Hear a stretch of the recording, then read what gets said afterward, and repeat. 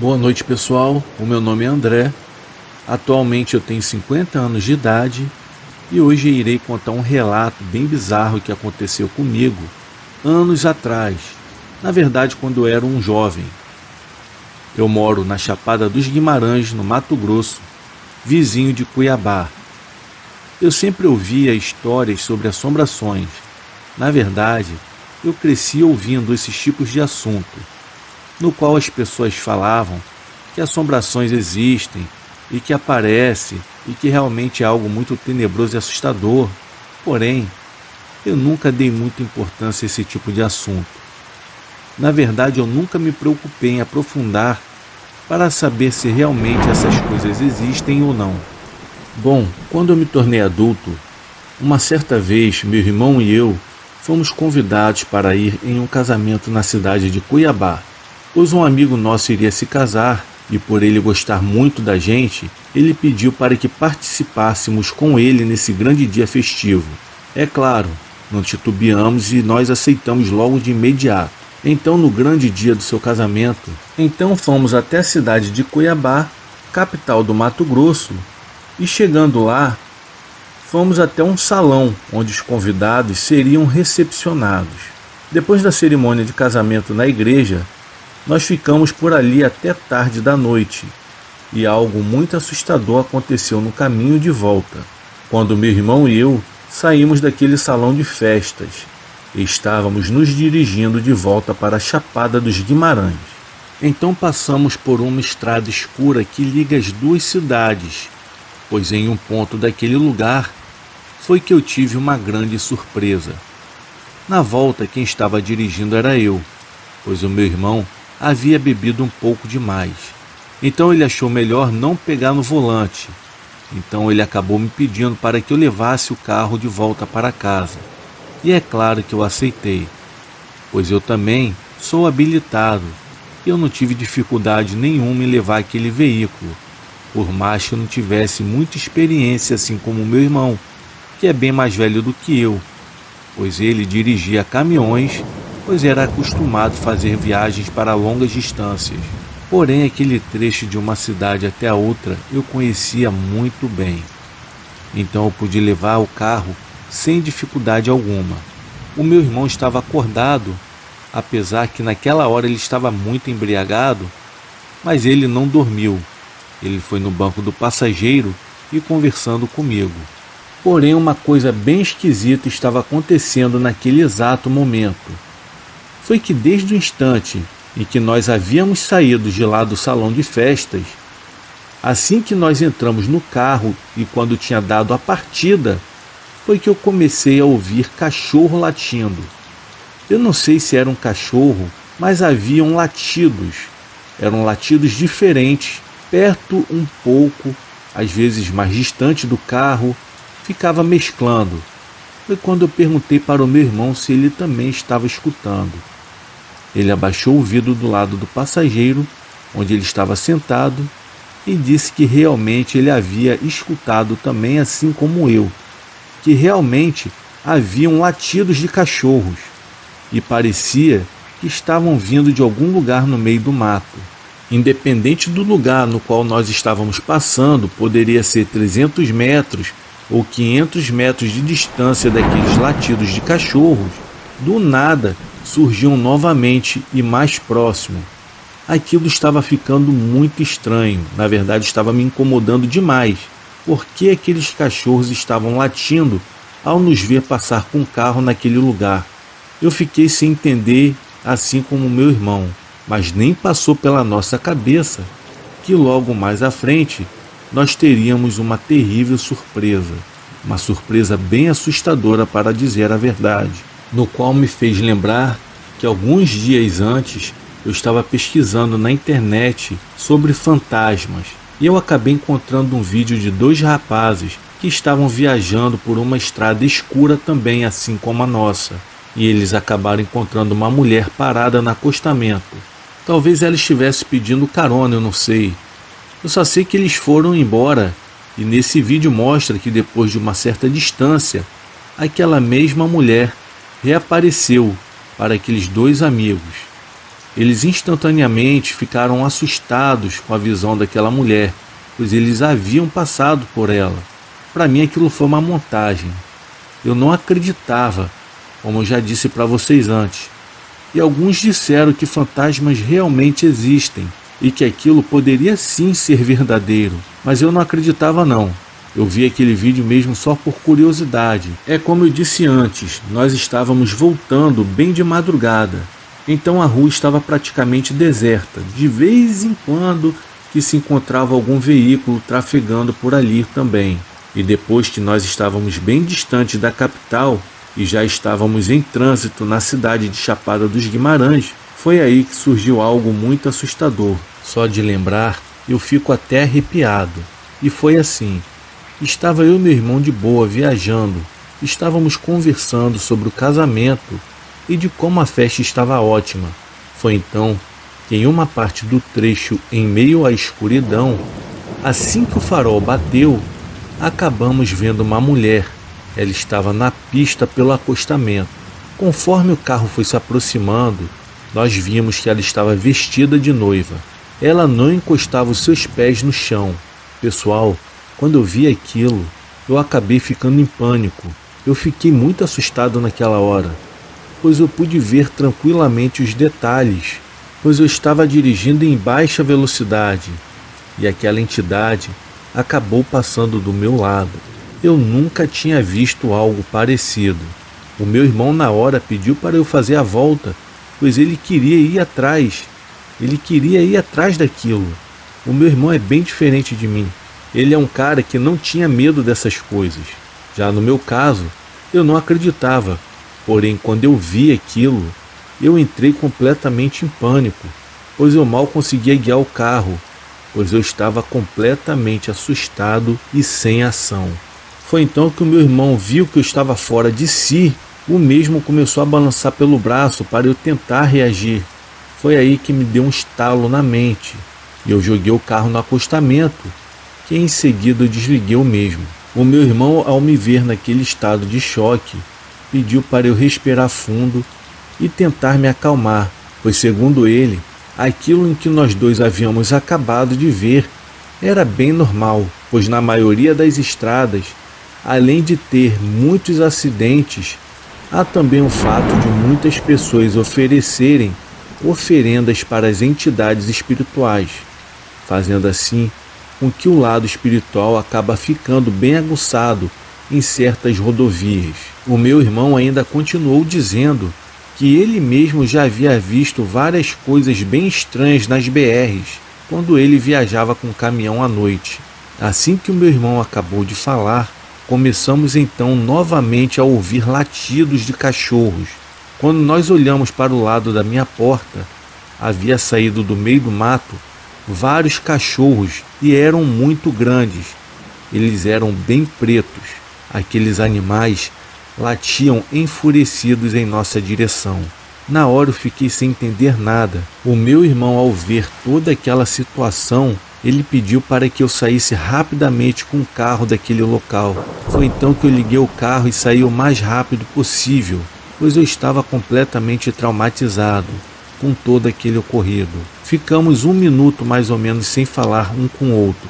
Foi então que o meu irmão me surpreendeu ao falar que ele estava ficando com medo, pois aqueles cachorros não eram cachorros comuns. Aquilo com certeza tinha sido espiritual, pois segundo meu irmão, ele acreditava que as entidades nunca poderiam tocar no ser humano. Porém, após aquela situação, ele acabou tendo a certeza que aqueles cachorros acabou sendo um aviso que o sobrenatural pode sim fazer um mal também.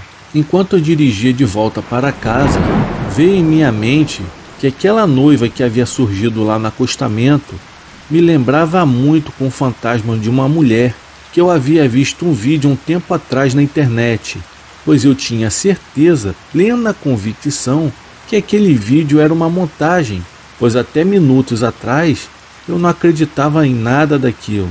Pois bem, quando eu cheguei em casa, eu não consegui dormir por causa de toda aquela situação ocorrida. Aquilo havia mexido muito comigo e com meu irmão, pois eu não acreditava e passei a acreditar da pior forma. Já o meu irmão não tinha medo, e agora ele estava completamente assustado. No dia seguinte, tanto eu quanto meu irmão tivemos algumas dúvidas. Será que aqueles latidos de cachorros que nós havíamos ouvido logo na saída da festa eram dos mesmos cachorros que apareceram pra gente lá no acostamento? Isso aí é uma das dúvidas. A outra dúvida é: será que os cachorros estavam junto com aquele fantasma da noiva? Bom, isso aí é mais uma dúvida. Eu acredito que nós nunca saberemos da verdade. Então tiramos uma conclusão: independente se estavam juntos ou não, desde que nós havíamos saído do casamento, aquelas entidades de certa forma queriam ter um contato com a gente. Uma coisa é certa: tanto eu quanto meu irmão nunca mais queremos ver aquelas bizarrices novamente.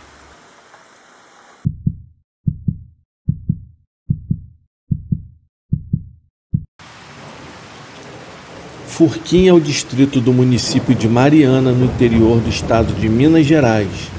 A sua população é de mais ou menos 1.800 habitantes e o distrito foi criado pela Lei Provisão de 16 de fevereiro de 1718. Mariana é recorde em histórias de assombrações e Furquim é o distrito que mais se destaca em relatos de fantasmas. Nenhum desses fantasmas no qual eu sou testemunha viva é o da noiva de Furquim, que até então para mim era totalmente desconhecido. Até porque eu não sou do local e jamais eu poderia imaginar que eu protagonizaria uma história dessas em toda a minha vida. Segundo motoristas e moradores do distrito de Furquim, a noiva seria a assombração da vítima de um acidente de ônibus que ocorreu na década de 1970, no qual ela e mais 11 pessoas acabaram morrendo. O fantasma é uma loira e usa vestido branco e aparece no local do acidente, próximo ao trevo da comunidade, o trecho que também é conhecido como a Curva da Morte. E ela teria perdido a sua aliança e fica desde então pedindo carona para os motoristas no trajeto do acidente e desaparece sempre quando chega no ponto exato onde ela havia falecido. Pois bem, eu irei contar o meu relato. O meu nome é Inácio Trancoso, tenho 58 anos de idade e trabalho no ramo de serralheria. Sou nascido e criado em Belo Horizonte. A minha esposa é sergipana e de tempos em tempos os seus parentes sempre vêm nos visitar. Eles aproveitam para fazer turismo e conhecer um pouco mais das nossas tradições e lugares históricos. Pois bem, em 2015, meus cunhados vieram nos visitar. Passariam 30 dias conosco e em um de seus roteiros eram os passeios entre as cidades de Mariana, Tiradentes e Ouro Preto. Porém, a minha esposa havia feito uma cirurgia e não pôde nos acompanhar, e por isso combinamos que os levaria e retornaria para casa para cuidar dela. E assim fizemos. Quando foi dia 7 de agosto, nós saímos às 8 horas da manhã de Belo Horizonte e partimos rumo a Ouro Preto. Chegando lá, a minha mãe me ligou e disse para eu poder fazer companhia a eles durante o dia, pois ela cuidaria da minha esposa enquanto eles estivessem fora. E para não fazer essa desfeita a eles, acabei aceitando a sugestão, mas algo já estava me incomodando logo cedo, para eu voltar ainda de dia para casa. Eu passei o dia com eles na cidade histórica e por volta das 5 horas da tarde eu me preparei para pegar a estrada e me despedi deles. Os meus cunhados são como irmãos para mim. Aliás, toda a família da minha esposa são como a minha família também. E sempre que vamos a eles ou eles vêm até a nós, eu me programo para acompanhá-los e tento retribuir toda a atenção que eles não dispensam quando estamos juntos. E no dia da viagem deles a essas cidades históricas, não foi diferente. Seria uma viagem rápida e eu estaria em casa em breve. Porém, quando dei a partida no carro, inexplicavelmente ele não quis ligar. Eu tive que procurar um mecânico na cidade. 2 horas depois, após procurar insistentemente o problema e não encontrar nada de errado, misteriosamente o carro ligou, sem nenhum procedimento especial. Assim como parou de funcionar pela manhã, sem motivo nenhum aparente. Eu já estava doido para chegar em casa, então eu me despedi deles e finalmente peguei a estrada. Já era noite e eu vinha em uma velocidade moderada pela BR, pensando em chegar o quanto antes. E quando passei na estrada de Mariana, eu avistei uma moça loira, com vestido branco meio amarelado, pedindo carona. Eu fui logo imaginando o que diabos uma mulher estaria fazendo no lugar daqueles sozinha. Apesar de não estar muito tarde, mas que era estranho, isso era. Foi então que eu decidi parar o carro, e muito desconfiado e pronto para arrancar, caso eu visse algo de estranho. Vai que poderia ser alguma armadilha para assaltar motorista. Foi então que ela se aproximou e pediu carona. Ela estava descalça, cabelos despenteados, mas não estavam desgrenhados. Eu perguntei para onde ela iria, e ela disse que estava indo ali pertinho, e tinha pressa em chegar. De início, eu até achei que fosse alguma menina com algum distúrbio mental, pois em Minas, o que não nos falta são pessoas desprovidas de faculdades mentais perambulando por aí, pois em pequenas cidades e vilarejos, todos sabem quem são e a que família pertencem. Então alguns acabam cuidando para que eles fiquem protegidos, mas às vezes eles saem para um lugarzinho mais distante. Então pensei no seguinte: se eu deixar essa moça na estrada, 2 coisas ruins podem acontecer a ela, pois pode passar algum carro em alta velocidade e acabar atropelando, ou pior, algum vagabundo vem e faz um mal a essa moça, ou até matar a pobrezinha. Eu vou colocar no carro e vou levá-la até a cidade mais próxima e deixo ela na delegacia para que eles se encarreguem de encontrar a família e pronto, tudo resolvido. Assim eu não ficaria com nenhum peso na minha consciência. E para o meu espanto, quando ela entrou no carro, veio junto um cheiro de rosa branca, e o carro ficou tão frio que parecia que eu havia entrado em uma corrente de ar. Ela não falava muito e não me olhou no rosto. Ficava o tempo todo olhando para fora, como se realmente estivesse procurando por algo. E novamente eu a perguntei para onde ela estava indo. E ela disse que havia perdido uma coisa na estrada e que não descansaria até encontrar, e não quis me dizer o que era. Eu também não quis insistir. E quando chegamos pouco antes da entrada de Furquim, ela disse que ficaria ali. Eu tentei argumentar dizendo que a deixaria dentro da cidade, mas ela nem quis saber, e antes mesmo que eu dissesse alguma coisa a mais, ela simplesmente desapareceu. Sim, ela desapareceu diante dos meus olhos, e aos poucos aquele cheiro de rosa foi desaparecendo também, e a temperatura chegou a voltar ao normal. E tudo isso, do início da carona ao seu desaparecimento, se deu em questão de minutos, e com muita dificuldade eu acabei parando meu carro mais adiante, pois eu estava muito assustado. E depois de alguns minutos eu segui o meu caminho. E quando eu cheguei em casa, eu contei para minha mãe e minha esposa. A minha mãe ficou um pouco desconfiada. Ela achou que eu estivesse brincando com elas, mas a minha esposa, ela viu o meu espanto e disse que provavelmente era alguma alma penada que estava ali na estrada e que acabou pegando carona comigo. A essas alturas, eu já não duvidava de mais nada. Os dias se passaram e na data combinada, eu fui ao encontro dos meus cunhados para trazê-los de volta a BH. E quando paramos em Mariana para lanchar, comentei o assunto com um rapaz da cidade, que antes mesmo de terminar a história, já foi chamando seu pai para ouvir o que eu estava dizendo. E este senhor me disse que o que eu havia encontrado era simplesmente a assombração da noiva de Furquim. Ele me disse que ela faz esse caminho sem parar procurando a sua aliança.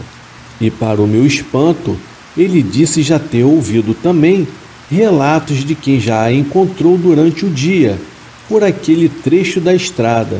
Inclusive, houve quem negasse parar, e quando olhou para o banco do passageiro ou para o banco de trás, lá estava ela dentro do carro, sem dizer uma palavra sequer.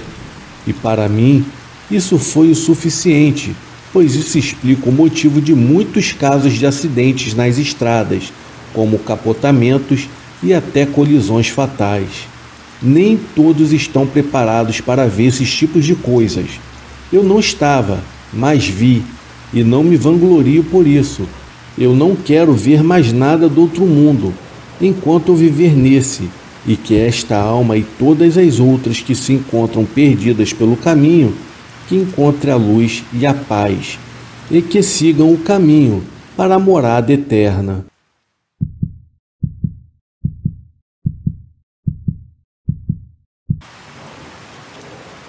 Boa noite, o meu nome é Aliana e eu irei relatar um fato que aconteceu com a minha irmã Alice no dia 20 de maio de 2007, na cidade de Vila Velha, Espírito Santo. A minha irmã Alice, após 8 anos de namoro com seu primeiro namorado, acabou ficando noiva do João Pedro, e a decisão do casamento, apesar de ser muito esperada, acabou pegando toda a família de surpresa, pois estávamos passando por uma grande crise na família, em razão do divórcio dos meus pais. A verdade é que Alice havia me confessado que estava grávida, e para não contrariar os nossos pais, João Pedro decidiu se casar ainda naquele ano. Os dois formavam um casal perfeito, eram muito amigos, companheiros e muito apaixonados, além de nunca brigarem. O seu noivo havia financiado uma casa pequena e já estava terminando a faculdade de engenharia civil. O João Pedro tratava a minha irmã da mesma forma como seu pai tratava a sua mãe. Ele era um rapaz muito carinhoso, atencioso, sereno e comprometido com a família. Os seus pais eram coordenadores de um grupo de casal aqui da nossa paróquia. A notícia do casamento se espalhou e todos ajudaram com a reforma da casa e decoração do quartinho do bebê. Assim que o enxoval da criança ficou pronto, a minha irmã começou a providenciar o enxoval da casa e também da lua de mel. Ela havia ganhado absolutamente tudo: fogão, geladeira, freezer, jogo de quarto, viagem de lua de mel, mesa de jantar, sofá, e foi tudo comprado de acordo com o gosto dela. A minha irmã se casaria dentro de 6 meses. A família estava eufórica e o meu pai fez um financiamento para fazer uma grande festa. Estava tudo indo muito bem. O único problema era que ela não encontrava um vestido de noiva que agradasse. Decidimos então irmos a uma cidade vizinha buscar um vestido para Alice. Saímos de casa na madrugada e o relógio já marcava quase 4 horas da tarde. Alice já havia tirado seus tamancos e os substituídos por um par de chinelos, até que numa pausa para um lanche, avistamos de dentro da lanchonete um brechó que possuía de tudo, até roupas com etiquetas. Era um brechó boutique, só havia coisa fina e produtos de primeira linha. Como já não tínhamos mais o que fazer e precisávamos aguardar o horário do ônibus para retornarmos para casa, decidi então chamar a minha irmã para conhecer o tal brechó. Eu realmente precisava de algumas roupas novas e talvez as encontrassem lá. A loja era um sonho de linda. Já na entrada, nos serviram bebidas, bombons e salgadinhos. Alice desapareceu por entre as araras de vestidos de festas e eu literalmente me afundei no setor de bolsas. Passado alguns minutos, Alice começou a gritar pelo meu nome no meio da loja. Parecia uma louca, chamando a atenção de todos. Liana, Liana, Liana, corre aqui para ver o que achei. Ao me aproximar da Alice, vi que ela segurava um vestido de noivas nas mãos. Era simplesmente maravilhoso. Além de perfeito, o vestido nunca havia sido usado e era exatamente o tamanho do manequim da minha irmã. Foi amor à primeira vista. Havíamos entrado em várias lojas de vestido de noiva e Alice não havia gostado de nada. Foram quase 3 meses atrás de um único vestido e nós já estávamos cansadas dessa procura. Alice não perdeu tempo e o experimentou. Ao se ver no espelho, pôs-se a chorar de emoção, dizendo: é esse o meu vestido. Ele só estava me aguardando. Foi nessa hora que eu perguntei à vendedora, na presença da dona da loja, que naquele momento nos servia um espumante, como o vestido veio parar aqui. Mas a proprietária me advertiu dizendo para todos: porque toda a família tem um estraga-prazer, né? Agora é hora de comemorar, minha filha. Vai lá abraçar sua irmã e felicitá-la pelo momento. Eu confesso que eu fiquei um pouco sem graça após ela me dizer aquilo. E de fato, eu estava sendo uma estraga-prazeres. O vestido realmente parecia que havia sido feito sob medida para Alice. Ela parecia uma princesa. Ela estava radiante. Pois bem, vestido comprado, noiva feliz, agora era só aguardar o dia do casamento. Faltavam 3 meses. Na noite que chegamos com o vestido em casa, Alice dormiu mal.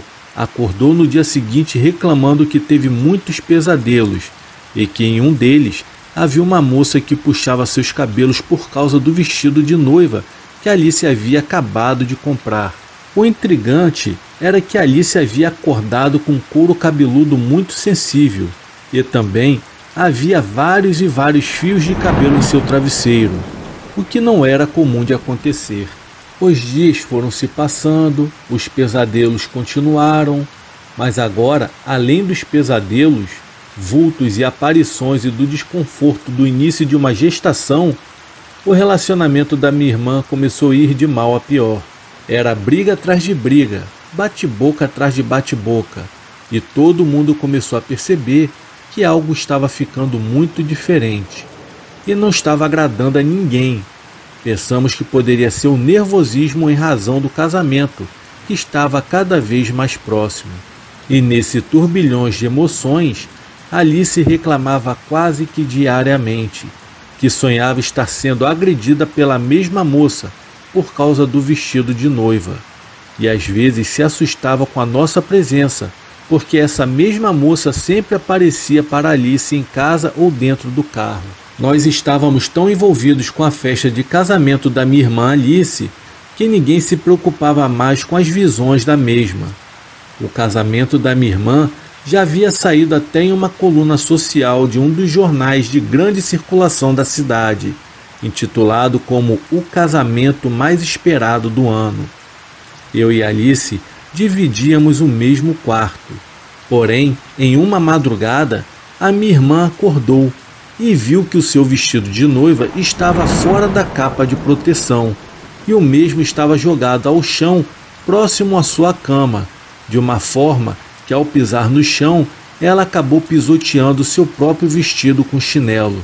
Naquela noite ela acabou me acordando aos beliscões e me acusando de ter tirado o vestido do guarda-roupas e o jogado no chão por pura inveja.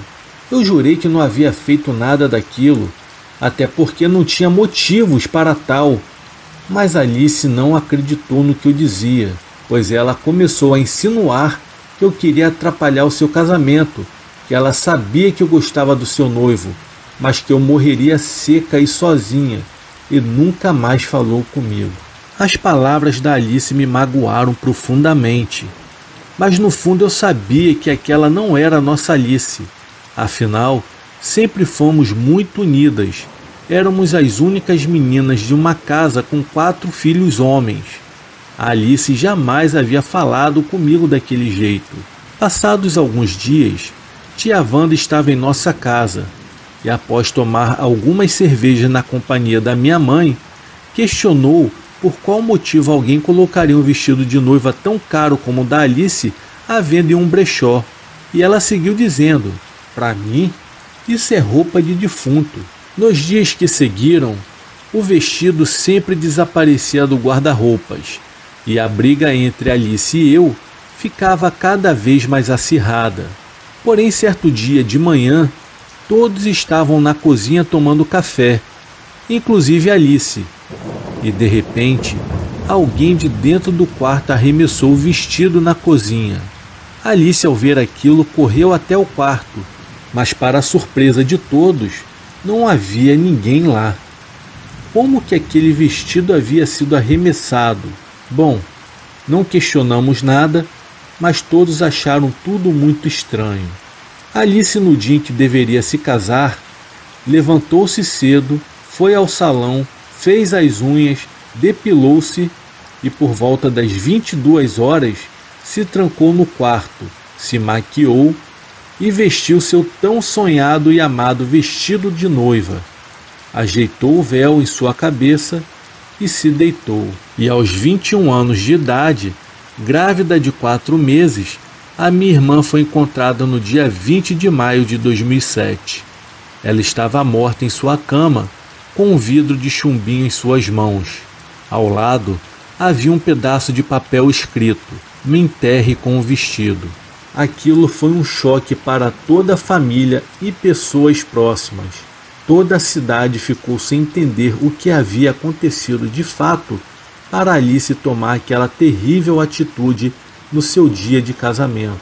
Depois de quase 2 anos da morte da Alice, mais precisamente em janeiro de 2009, tia Wanda me convidou para passearmos com uma amiga de Minas Gerais que aqui passava suas férias. E por coincidência ou não, acabamos indo na mesma cidade, no mesmo bairro e na mesma lanchonete, onde Alice e eu avistamos o Brechó Boutique pela primeira vez. Com os meus olhos marejados pela saudade da minha irmã, senti vontade de entrar para relembrar o dia que Alice estava muito feliz. Entre uma conversa e outra, tia Wanda, sempre muito para frente e alegre, acabou fazendo amizade com a proprietária da loja, conhecida por Dona Dulce, uma mulher muito simpática, que nos convidou para tomar um chá no escritório que ficava nos fundos da loja.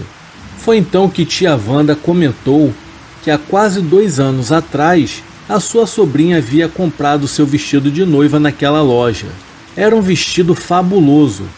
Você deve se lembrar, foi feito pela estilista Ferreira Flores. Como é que um vestido lindo e caro daquele jeito veio parar aqui? Foi então que a proprietária do brechó deu um longo suspiro e disse: a primeira dona do vestido chamava-se Luana, e poucos dias antes do seu casamento, descobriu que o noivo Isaac havia engravidado uma moça, e já estava inclusive com a data de casamento marcada na igreja. Isso foi lá no estado do Pará, local onde ele atualmente trabalhava. Após ouvir da própria boca da dona do Brechó Boutique a origem do vestido, tia Wanda coçou a cabeça e interrompeu dizendo: graças a Deus que foi isso. Era só cisma da minha parte mesmo. Eu preciso parar com essa mania de desconfiar de tudo e ficar colocando besteira na cabeça dos outros.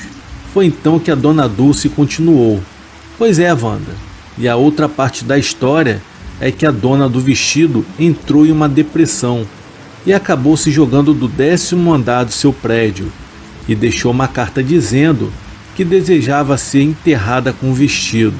Como o vestido foi confeccionado por um renomado estilista em São Paulo, a família então achou melhor desfazer do vestido, vendendo-o para mim, que sou amiga da mãe da falecida noiva. Nessa hora, eu perdi o meu chão, me levantei, olhei bem na cara da dona Dulce e disse: quer saber como foi o casamento da minha irmã? Então, não teve, pois ela neste momento está abaixo de 7 palmos de terra, e graças à sua má fé de nos esconder a verdadeira história da origem do vestido. E mais, a minha irmã me praguejou e morreu sem falar comigo por sua causa. Durma com esse peso na consciência, sua velha maldita. Tia Wanda e eu deixamos a loja completamente arrasadas. Agora tudo fazia sentido para mim. Os pesadelos da Alice, os vultos, as aparições, o vestido de noiva encontrado no chão de madrugada. Pois bem, com certeza era a Luana, tentando impedir que a minha irmã se casasse com o vestido pelo qual ela deveria ter um imenso apego. Sendo coincidência ou não, Alice havia me praguejado e realmente eu não realizei o meu sonho de me casar e também nunca pude ter filhos. Essa experiência me ensinou que sempre que pegamos alguma coisa para levar para casa, seja ela comprada de segunda mão ou achada na rua ou até mesmo ganhada de parente, precisamos fazer uma oração, pedindo que quebre toda a maldição, para que a gente não possa trazer essa energia negativa para dentro do nosso lar. Quero deixar também bem claro aqui que não há nenhum problema em comprar roupas de brechó. O problema é o apego que o antigo dono possa ter pelo utensílio comprado. A minha irmã não foi enterrada com o vestido. Ele ainda está guardado aqui em casa. O que vocês acham que eu devo fazer com ele? E por que esse vestido teria trazido essa energia tão ruim para minha irmã, desgraçando assim a vida da minha família? Bom, pessoal, esse foi o meu relato. Espero que gostem. Eu desejo a vocês uma boa noite.